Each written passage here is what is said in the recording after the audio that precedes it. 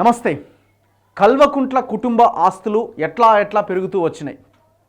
లక్షల్లో ఉన్న ఆస్తులు కోట్లకి ఎట్లా పడగలెత్తినాయి. ఇది నేను చూపించబోయే ఇన్ఫర్మేషన్ కేవలం అధికారికంగా ఎలక్షన్ అఫిడవిట్లో కల్వకుంట్ల కుటుంబం పెట్టిన సమాచారం మాత్రమే. ఇది అఫీషియల్గా ఉన్న రిపోర్ట్, ఆయా ఎలక్షన్ అఫిడవిట్లో ఉన్న రిపోర్ట్. ఇది అవినీతి సొమ్ము, దోపిడీ చేసిన సొమ్ము, అన్అఫీషియల్గా ఇంకా విదేశాల్లో దాచుకున్న సొమ్ము, హైదరాబాద్లో రియల్ ఎస్టేట్ భూముల మీద పెట్టిన సొమ్ము, ఇది కాకుండానే అఫీషియల్గా వీళ్ళు పెట్టిన లెక్క ఎంత అన్నది నేను మీకు ఇప్పుడు చూపించబోతున్నా.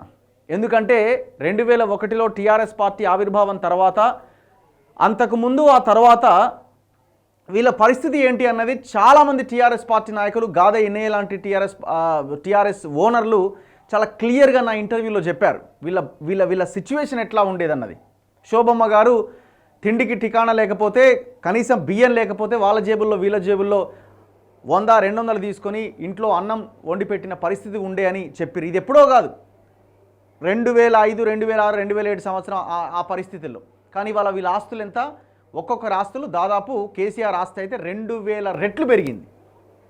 ఇది ఎలక్షన్ అఫిడవిట్లో ఉన్నదే. ఇంకా సంపాదించిన సొమ్ము దోపిడీ చేసింది, అవినీతి చేసింది, విదేశాల్లో దాచుకున్నది, రియల్ ఎస్టేట్ మీద పెట్టింది. ఇక ఈ లెక్కని మనం చెప్పలేము. ఇక అఫీషియల్గా అధికారికంగా ఈ సమాజం ముందు పెట్టిన వీళ్ళ అవినీతి సొమ్ము ఎట్లా పెరుగుతూ వచ్చిందన్నది ఒక్కసారి మీరు చూడండి. సరే, సంపాదిస్తే వాళ్ళ ఆస్తులు పెరగవచ్చు, తప్పులేదు. కానీ వీళ్ళు చేసిన సంపాదన ఏంది? ఏం పని చేసి వీళ్ళు సంపాదించారు?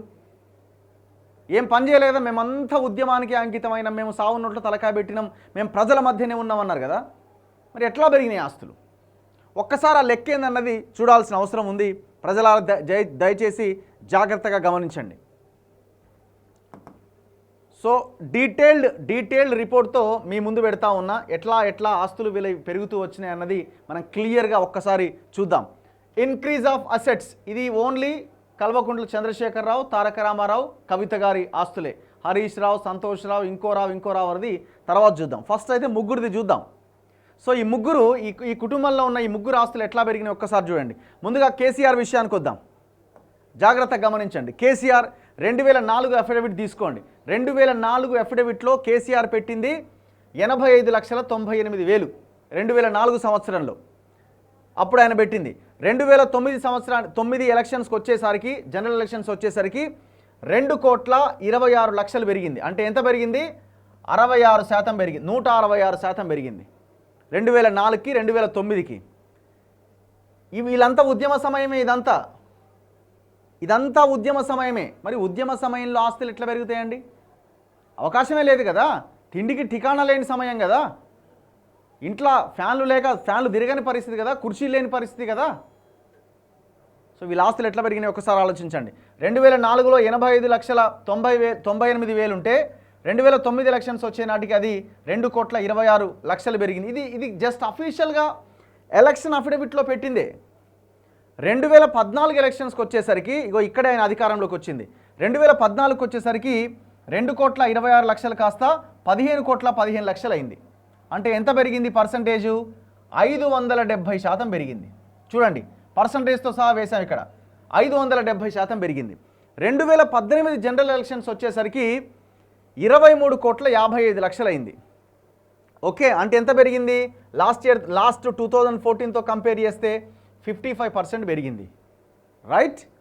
ఓవరాల్గా 2004 నుంచి 2018 వరకు పెరిగింది ఎంత పర్సంటేజ్?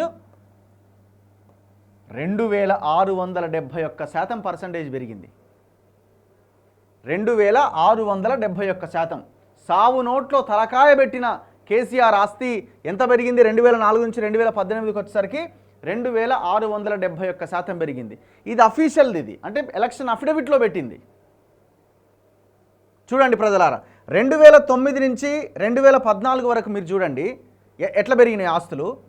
ఎట్లా పెరిగినాయండి? ఉద్యమ సమయంలో అందరేమో ఆస్తులు అమ్ముకొని ఆడ ఉద్యమాల కోసం, తెలంగాణ కోసం ఖర్చు పెడితే వీళ్ళ ఆస్తులు ఏం పెరుక్కుంటూ వచ్చినాయి. వీళ్ళు మూమెంట్లో ఉన్న టైమే కదా ఇది. మన ఆస్తి ఎంత పెరిగింది? జనాల ఆస్తి ఒక్కసారి ఆలోచించండి. ఇది కేసీఆర్కి సంబంధించి. నెక్స్ట్ కేటీఆర్. కేటీఆర్ ఎలక్షన్ అఫిడవిట్లో ఉన్న పెట్టింది ఎంత ఒక్కసారి చూడండి. 2009లో ఆయన కంటెస్ట్ చేసిండు. 2009లో అమెరికా నుంచి ఫ్లైట్ దిగి చక్కగా సిరిసిల్లలో దిగిండు. అక్కడ కేకే మహేందర్ రెడ్డి టికెట్కి ఎసరబెట్టి పాపం ఆయన్ని అన్యాయంగా పక్కన పెట్టి పోటీ చేస్తే ముక్కు మూలికి 200 ఓట్లతోనే గెలిచినట్టున్నాడు. సరే అది ఓని. ఇక్కడ 2009లో ఎంత చూపించిండినా 4,31,00,000 చూపించిండు 2009లో. 2014కి వచ్చేసరికి 7,98,00,000 చూపించిండు. అంతే. ఎంత పెరిగింది? 85% పెరిగింది. ఎంత పెరిగింది? 85% పెరిగింది. 2018 ఎలక్షన్స్కి వచ్చేసరికి 41,82,00,000 పెరిగింది. అంటే ఎంత? 424% పెరిగింది. చూడండి 400. ఇదంతా ఎలక్షన్ అఫిడవిట్లో ఓపెన్గా ఉన్నదే. 2009 నుంచి 2018 వరకు మనం కంపేర్ చేస్తే 870% పెరిగింది ఈయన ఆస్తి. ఈయన సింపుల్గా అంటాడు, నేను ఉద్యమాల్లో ఉన్నా, మా భార్య బిజినెస్లు చూసుకుంది అని అంటే అనుండొచ్చు. ఏం బిజినెస్లు చేసిర్రు? అంత గొప్ప బిజినెస్లు, ఇన్ని 100 కోట్లు, ఇన్ని 1000 కోట్లు పెరిగేంత ఏం బిజినెస్ ఉంది? ఇప్పుడు ఈ 41 కోట్లు అన్నది జస్ట్ అది ఎలక్షన్ అఫిడవిట్లో పెట్టిందే. ఇక వీళ్ళ అవినీతి, దోపిడీది, ఆడ ఈడ దాచుకున్నది, భూముల మీద పెట్టింది లెక్క తీస్తే 1000 కోట్ల ఆస్తులు ఉంటాయి. అంటే ఇక్కడే ఇంత పెద్ద అవినీతి ఉందంటే ఇక అవినీతి ఏందన్నది మనం చిట్టా విప్పితే లెక్క పెద్దగా ఉంటుంది. మరి ఎట్లా వచ్చినాయి వీళ్ళ ఆస్తులు? ఎట్లా పెరిగినాయి? మొత్తం మూమెంట్ టైంలోనే వీళ్ళ ఆస్తులు పెరిగినాయి. తర్వాత ఇక అధికారంలోకి వచ్చిన తర్వాత ఇక లెక్కే లేదు. ఇక దోసుకున్నోనికి దోసుకున్నంత. నెక్స్ట్ కల్వకుంట్ల కవిత గారు. కల్వకుంట్ల కవిత ఆస్తులు ఒక్కసారి చూడండి. ఎలక్షన్ అఫిడవిట్లో పెట్టింది. 2014లో ఈమె నిజామాబాద్ ఎంపీగా కంటెస్ట్ చేసినప్పుడు 6,20,00,000 పెట్టిర్రు. 6,20,00,000. 2019కి వచ్చేసరికి ఇక్కడ ఓడిపోయారు. 2018 ఎంపీ ఎలక్షన్లో ఓడిపోతే ఇక్కడ ఆమె పెట్టింది ఎంత? ఎలక్షన్ అఫిడవిట్లో 17,58,00,000. అంటే ఎంత పెరిగింది? 184% పెరిగింది. 2020 ఎలక్షన్స్ అంటే మొన్న ఎమ్మెల్సీ ఎలక్షన్ అప్పుడు పెట్టిన అఫిడవిట్ అనమాట. ఎమ్మెల్సీ ఎలక్షన్ అప్పుడు 27,61,00,000. అంటే ఎంత పెరిగింది? 57% పెరిగింది. ఓవరాల్గా పెరిగిన పర్సంటేజ్ ఎంత? 345% పెరిగింది. వీళ్ళ ఆస్తులు ఇట్లా పెరిగిపోతూ ఉన్నాయి. ఇప్పుడు ఇగో ఈమెకు ఫామ్ హౌస్ శంకరపల్లిలో, ఈయనకు కొడుకు జనవాడ ఫామ్ హౌస్, 111 జీవోను ఉల్లంఘించి కేసీఆర్కి గజ్వేల్లో ఫామ్ హౌస్. విలాసవంతమైన జీవితాల్లో వీళ్ళు ఎంజాయ్ చేస్తూ ఉన్నారు. ప్రజలకు కనీసం తినడానికి తిండి లేదు, ఉండడానికి ఇల్లు లేదు, చదువుకోవడానికి చదువు లేదు, రోగం వస్తే హాస్పిటల్ పోవడానికి వైద్యం లేదు. వీళ్ళు ఎట్లా ఉన్నారు చూడండి, ఎట్లా పెరిగినాయి వీళ్ళ ఆస్తులు చూడండి. అరే తెలంగాణ మూమెంట్లో, తెలంగాణ ఉద్యమ సమయంలో కూడా వాళ్ళ ఆస్తులు ఏం తగ్గలే, ప్రశాంతంగా పెరుగుతూ వచ్చినాయి. మరి ఎట్లా పెరిగినాయి ఒక్కసారి ఆలోచించండి. ఇది ఇంకొంచెం డీటెయిల్గా కొద్దిగా గ్రాఫిక్ వర్క్లో మనం పవర్ పాయింట్ ప్రజెంటేషన్లో కనుక చూస్తే ఇంకొంచెం బాగుంటుంది. ఒక్కసారి కలర్ పిక్చర్ మనం ఒక్కసారి చూడొచ్చు, ఇంకా చాలా డీటెయిల్గా అర్థమవుతుంది. Increase of assets year wise KCR year wise చూడండి. 2004లో 85 లక్షలు ఉండే, ఎంత ఉంది ఇది పరిస్థితి. ఇది 2004. 2004లో ఇక్కడ వరకు ఉంది. 2009కి వచ్చేసరికి కాస్త పెరిగింది. ఎంత అయింది? 2 కోట్లు అయింది. 2014కి వచ్చేసరికి 15 కోట్లు అయింది. చూడండి కేసీఆర్ ఆస్తి ఇది. 2018కి వచ్చేసరికి 23 కోట్లు అయింది. ఏడుంది గుట్ట? ఇగో ఈ గుట్ట ఇట్లా పెరుగుతూ వస్తూ ఉన్నది. మీరు చూడండి, ఈ అవినీతి సొమ్ము అంత కలిపితే ఇది ఎన్నో ఉంటుంది, ఆడ ఎన్నో ఉంటుంది. చూడండి వీళ్ళ లెక్క చూడండి ఎట్లుందో. ఇది కేవలం 18 వరకే. ఇంకా మరి ఇప్పుడు ఈ 2-3 ఏళ్ళలో ఇంకా ఆ లెక్క ఇంకెంత ఉందో. ఇప్పుడు నెక్స్ట్ ఎలక్షన్లలో ఎంత పెడతారో ఇంకా చూడండి ప్రజలారా, ఒక్కసారి ఆలోచించండి. నెక్స్ట్ కేటీఆర్ చూడండి. Increase of assets year wise కేటీఆర్ది ఎట్లా పెరిగింది కూడా ఒక్కసారి మనం క్లియర్గా గమనించవచ్చు. 2004లో ఆయన లేడు, 2009లో ఊడిపడ్డాడు, అప్పుడు 4 కోట్లు చూపించిండు. 2014కి వచ్చేసరికి 7 కోట్లు చూపించిండు. 2018 మొన్న ఎలక్షన్లో 41 కోట్లు చూపించిండు. ఏం చేసిర్రు వీళ్ళు? మరి జనాలకు కూడా చెప్పొచ్చు కదా, ఇగో మేము ఇట్లా సంపాదించినాం, మీరు కూడా ఇట్లా సంపాదించండి అని. ఇప్పుడు మీ లెక్క సంపాదించిన వాళ్ళు ఎంతమందో చూపించండి, మీలాగా సంపాదించిన వాళ్ళు ఎంతమందో చూపించండి. ఓ స్కూల్ పెట్టు, కేటీఆర్ బిజినెస్ స్కూల్ అని ఒకటి పెట్టి, ఇగో నేను ఇట్లా సంపాదించిన, ఇన్ని బిజినెస్లు చేసి మీరు కూడా ఇట్లా సంపాదించండి అని చెప్పండి వాళ్ళకు కూడా. చూడండి ఈయన లెక్క చూడు ఎట్లుందో ఈయన లెక్క ఎంత పెరిగిందో, దాదాపు 400-500% పెరిగింది ఆయనది. నెక్స్ట్ కవిత చూడండి, కవిత లెక్క 2014 నుంచి మనం కంపేర్ చేస్తే నిజామాబాద్ ఎంపీగా పోటీ చేసినప్పటి నుంచి ఫస్ట్ 6 కోట్లు పెట్టింది, 17 కోట్లకు పోయింది, ఇప్పుడు 27 కోట్లకు అయింది. ఇది జస్ట్ అఫీషియల్ ఇన్ఫర్మేషన్ 2014 నుంచి 20 వరకు. ఇప్పుడు ఇంకెంత ఉందో. సో ఇట్లా వీళ్ళ యొక్క ఆస్తులు పెరిగినాయి, వీళ్ళ ఆస్తులు పెరిగినాయి కానీ జనాల ఆస్తులు పెరగలే, జనాల కొనుగోలు శక్తి పెరగలే, జనాలు ఇంకా బికారులు అయిపోయారు. రాష్ట్ర సంపద ఏమైనా పెరిగిందా అది చెప్పండి, సంపద ఏమైనా సృష్టించిరా? 16,000 కోట్ల మిగులు బడ్జెట్తో రాష్ట్రాన్ని నీ చేతులు పెడితే నీ కుటుంబం చేతుల ఇవాళ 4,20,000 కోట్ల అప్పు చేసి ఇంకా అప్పుల కోసం బొచ్చ పట్టుకొని అడుక్కుంటా ఉన్నాడు. అప్పులు ఇస్తలేరని మళ్ళీ అదో గొడవ. మరి మీ జీవితాలు ఎక్కడున్నాయి? చాలా వెలిగిపోతున్నాయి కదా మీ జీవితాలు. మరి ఇదెట్లా? వీళ్ళే కాదు, వీళ్ళ ఖాందాను, వీళ్ళ బంధువులు, వీళ్ళ వర్గం అంతా వెలిగిపోతూ ఉన్నది. మనకు కనీసం స్కూల్కి వెళ్తే ఇప్పుడు నిన్న ఇవాళ వార్తలు చూసినాం, చాక్ పీసులకు పైసలు లేక హెడ్ మాస్టర్లు పైసలు ఖర్చు పెడతా ఉన్నారు వాళ్ళ జేబులోంచి.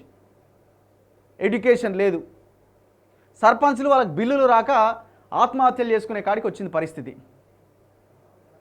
చెప్పండి, వైద్యం అందక సిరిసిల్ల ప్రభుత్వ ఆసుపత్రిలో 2 పిల్లలు చనిపోయారు. మరి మీకు ఆ పరిస్థితి లేదే, మాకే ఎందుకు ఈ పరిస్థితి? ఓటేసే మాకే ఈ సిచ్యువేషన్ ఎందుకు? ఇక్కడ ఆలోచించాల్సింది ఎవరు? వీళ్ళు ఆలోచించరు, జనం ఆలోచించాలి.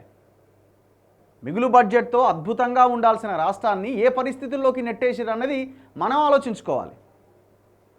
ఇవాళ మనం 2,000 పెన్షన్కి ఆశపడి వాడు బిచ్చం వేస్తూ ఉంటే దాన్ని అందుకొని మనం మళ్ళీ గెలిపించే ప్రయత్నం చేస్తూ ఉన్నాం. ఇప్పుడు ఇవన్నీ క్వశ్చన్ చేయకుండా ఉండాలంటే ఏం చేయాలి? జనాలను మత్తులో ఉంచాలి. అందుకే ఊరికో 20 బెల్ట్ షాపులు పెట్టి విచ్చలవిడిగా తాగించి మళ్ళీ అదే సొమ్ముతోని ప్రభుత్వాన్ని నడిపిస్తున్నాడు. ఇది కథ. అయినా మనకు రాకపోతే ఎట్లా అంటే ఇక ఎవడేం చేయలేడు. ఇక చూడండి ఎట్లా పెరిగిందో. Assets of KCR, KTR and Kavitha increase.